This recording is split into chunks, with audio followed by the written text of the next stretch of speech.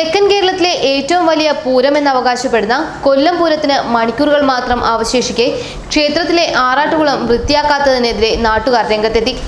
നഗരത്തിലെ 10ഓളം പ്രധാന ക്ഷേത്രങ്ങളിലെ ആറാട്ട് നടക്കുന്ന കുളമാണ് തിരുവിതാംകൂർ ദേവസ്വം ബോർഡിന്റെയും ആശ്രമം ശ്രീകൃഷ്ണസ്വാമി ക്ഷേത്ര ഉപദേശക സമിതിയുടെയും അനാസ്ഥ മൂലം മലിനമായി കിടക്കുന്നത്. 1000-ലധികം വർഷം പഴക്കമുള്ള ആശ്രമം ശ്രീകൃഷ്ണസ്വാമി ക്ഷേത്രത്തിലെ ഉത്സവ സമാപനം കുറിച്ചുള്ള ആറാട്ട് നടക്കുന്ന കുളമാണ് ഇത്രയും ശോചനീയാവസ്ഥയിലുള്ളത്.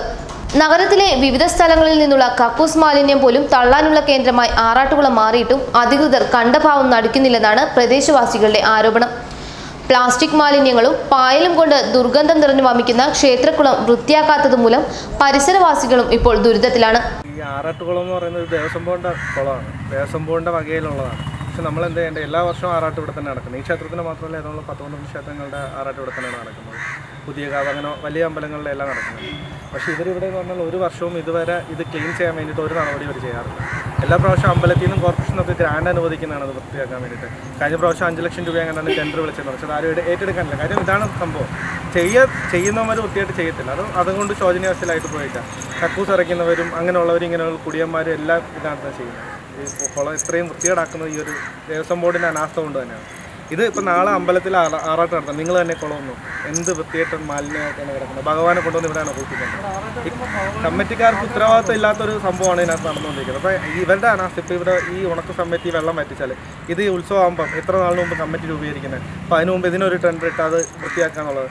ഞങ്ങളുടെ കയ്യിൽ വീഡിയോ കിടപ്പുണ്ട്. ഞങ്ങൾ ആമ്പിള്ളേർ ഇറങ്ങി, നമ്മുടെ ഇവിടെയുള്ള പിള്ളേർ ഇറങ്ങി വൃത്തിയാക്കി വീഡിയോ ഞങ്ങളുടെ കിടപ്പുണ്ട്. ഞങ്ങൾ കാണിച്ചിട്ട് 10-15 രൂപ ഞങ്ങൾ കയ്യിൽ നിന്ന് പിരിവിട്ട് ഞങ്ങൾ വൃത്തിയാക്കി വീഡിയോ ഇവിടെ കിടപ്പുണ്ട്. ആ വീഡിയോ നിങ്ങൾക്ക് കാണുമ്പോൾ മനസ്സിലാവും ഇവർ ഇത്രയും കാശ് ചിലവാക്കി ഇതിനകത്ത് 2 ലക്ഷം 3 ലക്ഷം എന്നൊക്കെ പറഞ്ഞാണ് ചിലവാക്കുന്നത്. പക്ഷേ എന്തോ ചിലവാക്കുന്നത്, ആ കുളത്തിലെ വെള്ളം പോലും അടിച്ച് കളഞ്ഞിട്ടില്ല. ഇപ്പോൾ ഇത് നാളെയാണ് ആറാട്ടം, മറ്റന്നാൾ ആറാട്ടാണ്. ഇതിന് ചുറ്റും കാണിച്ചു വെച്ചിട്ടുണ്ട് 4 പേരെ ഇവിടെ ജോലിക്ക് വെച്ചിട്ടുണ്ട്. എന്തോ ജോലി, ഈ മരത്തിൻ്റെ കൊപ്പ് വെട്ടിക്കളയില്ല. അതും കുളത്തിലോട്ട് ചാഞ്ഞ് നിൽക്കുന്നതല്ല, ഇപ്പുറത്തോട്ട് തണലത്തിരിക്കുന്ന മരങ്ങൾ മൊത്തം വെട്ടിക്കളയില്ല. ഇതൊക്കെ തന്നെയാണ് പണി. ഈ കമ്മിറ്റിക്കാർക്ക് എല്ലാം കമ്മിറ്റിയിൽ കയറാൻ ഇടിയാണ് ഇവിടെ ആൾക്കാർ.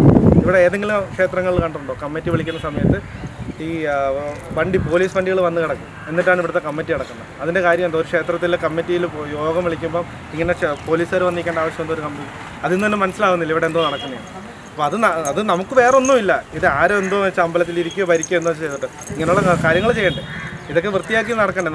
നാളെയും നമുക്ക് ആവശ്യമുള്ളതല്ലേ.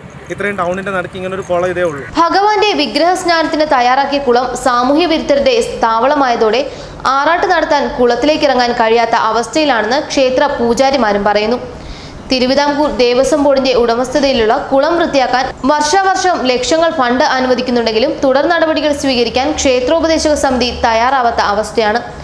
പ്രതിഷേധം ശക്തമായതോടെ പായൽ നീക്കാനായി തൊഴിലാളികളെ ഏർപ്പാടാക്കിയെങ്കിലും ദുർഗന്ധം മൂലം അവർ പിന്തിരിയുകയായിരുന്നു. സംഭവം വിവാദമായതോടെ കുളത്തിന്റെ ദൃശ്യങ്ങൾ പകർത്താനെത്തിയ മലയാളി വാർത്താ സംഘത്തെ കയ്യേറ്റം ചെയ്യാൻ ക്ഷേത്രോപദേശക സമിതി പ്രവർത്തകർ എന്ന പേരിൽ ചിലർ ശ്രമിച്ചെങ്കിലും നാട്ടുകാർ ഇടപെട്ടതോടെ ഇവർ പിന്തിരിയുകയായിരുന്നു.